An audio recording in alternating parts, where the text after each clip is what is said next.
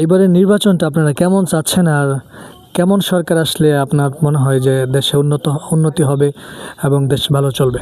সরকার ধরুন না, যারা পরিচালনা করছে আগে, যারা চালায় অভ্যাস করছে, বিএনপি সরকার যখন আগে চালাইছে, তো এই সরকার যদি এখন আঙ্গর এই আবার আয়ে, তো ধরুন না খালেদা জিয়া নাই, যারা বড় বড় নেতারা আছে, তারা চালায় অভ্যাস আছে, তারা যদি আয়ে দেশে গঞ্জাম কমিব, আর যদি অন্য তাই বুঝতে বুঝতে এটা সেটা অনেক ঝামেলা হইব, কাটাকাটি হইব।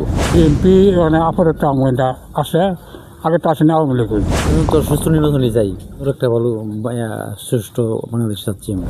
বর্তমানে বিএনপি সব জায়গা বেশি আমরা আগে তো হলো ইনশাল্লাহ নিরাপত্তা বালা চাই আমরা, চলাফেতে সব বালা। ইলেকশন হলে মানে মনে করেন বিএনপি দেই বালা, শ্বাস বেশি, এটা জোর বেশি, শক্তি বেশি, তাহলে তারা যদি ভালো করে দেশ তারা আরও উন্নত হইব, আর যদি ভালো না হয় তারা আবার ক্ষান্ত হইব, তারা আরেকজন হইব।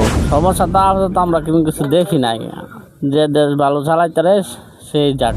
আমি দেখতেছি না, দেখতে পাচ্ছি একটা কইতারি না, কেন যাইবো সরকার তো যেরকম ওইটাছে এরম পরিবর্তন কি আসবে না? আমি বুঝি না কিছু। ভালো সরকার জায়গায় ওইব, আর বাংলাদেশ জীবনে না। নিজের ভোট নিজে দেন, ভালো সরকার চাই। সুস্থ নির্বাচন হইব, এই নির্বাচন কিন্তু বাংসুর করতে পারবো না। একটা কথা কয় না,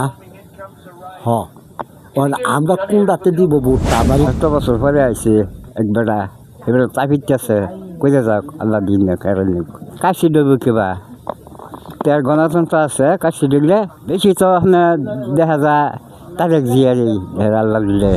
বর্তমানে 2 নম্বর সম্ভাবনা নাই, সুষ্ঠু নির্বাচন হওয়ার সম্ভাবনা। এর যাতে উন্নত হয়, যে সরকার উন্নত করতে পারবে, সরকারই তো চাই। আল্লাহ যারা পছন্দ করে তারই নির্বাচন করুক, যে গরিবের দরদ বুঝে, গরিবেরই বুঝে, এই যে হানাহানি মারামারি কাটাকাটি এটা না করে মিলামিশে যে ব্যক্তি দেশ চালায় তার এই ব্যক্তি দরকার।